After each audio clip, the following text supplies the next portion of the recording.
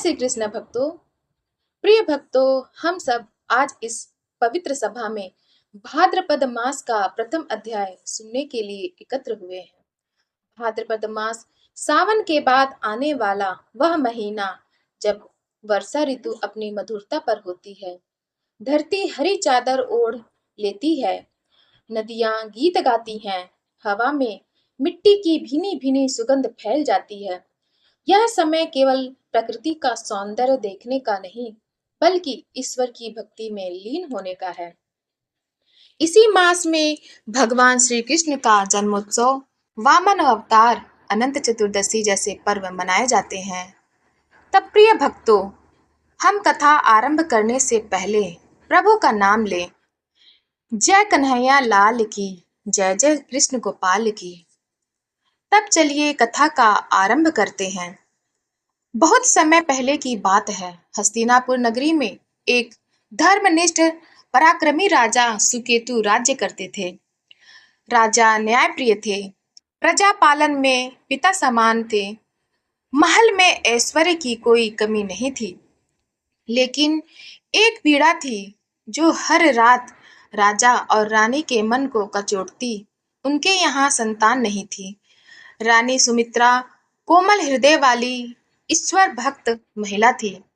कई बार वे महल के एकांत में बैठकर भगवान से प्रार्थना करती, हे गोविंद, मेरी गोद भर दो। मैं बस एक संतान चाहती हूँ जो आपके नाम का जप करे। भाद्रपद मास का पहला सोमवार था। सुबह की ठंडी हवा मंदिरों से आती, घंटियों की आवाज और आकाश में हल्के बादल। उसी समय महल के द्वार पर एक तेजस्वी वृद्ध मुनि पधारे। गिरवे वस्त्र, माथे पर चंदन का तिलक, हाथ में कमंडल, गले में तुलसी की माला और मुख पर शांति की मुस्कान। राजा ने उन्हें प्रणाम किया, उनके चरण धोए, आसन दिया और फल फूल अर्पित किए। मुनि ने राजा के चेहरे को ध्यान से देखा और बोले, राजन, तुम्हारे पास सब कुछ है, परंतु मन में एक रिक्तता है। क्या यह संतान सुख से वंचित होने का दुख है? राजा की आंखें नम हो गई। गुरुदेव, आपने सही पहचाना।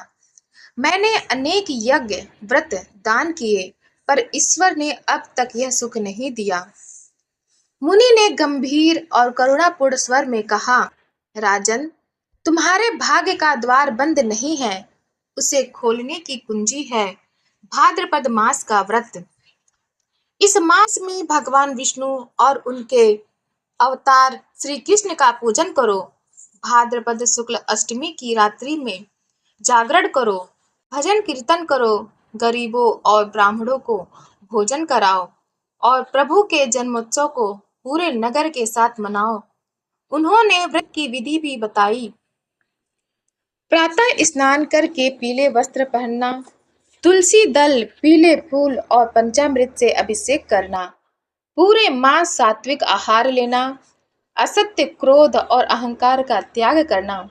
मुनि ने अंत में आशीर्वाद दिया, यदि यह व्रत श्रद्धा से किया तो तुम्हें न केवल संतान सुख मिलेगा, बल्कि जीवन में हर संकट दूर होगा।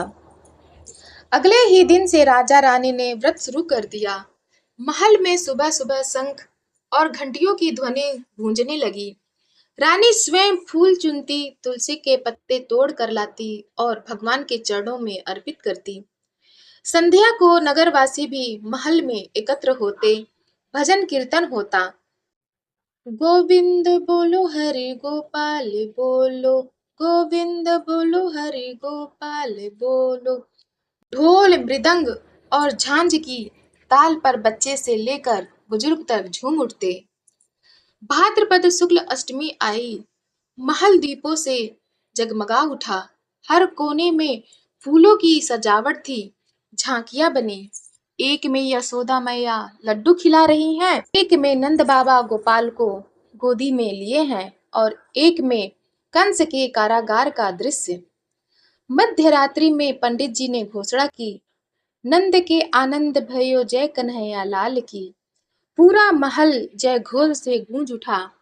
ढोल, नगाड़ों की थाप, मृदंग की लय और भक्तों के नृत्य से वातावरण आनंदमय हो गया।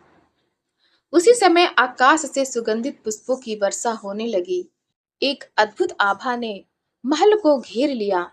राजा रानी ने अनुभव किया कि यह प्रभु का संकेत है। उनका व्रत सफल हुआ। कुछ महीनों बाद रानी की गोद भर गई। एक तेजस्वी पुत्र का जन्म हुआ, जिसकी आंखों में प्रभु जैसी चमक थी। राजा रानी ने मुनि को बुलाकर कृतज्ञता व्यक्त की। मुनि ने कहा, यह सब भक्ति, विश्वास और व्रत की शक्ति है। जो भी भाद्रपद मास का व्रत करता है, उसकी मनोकामना पूर्ण होती है।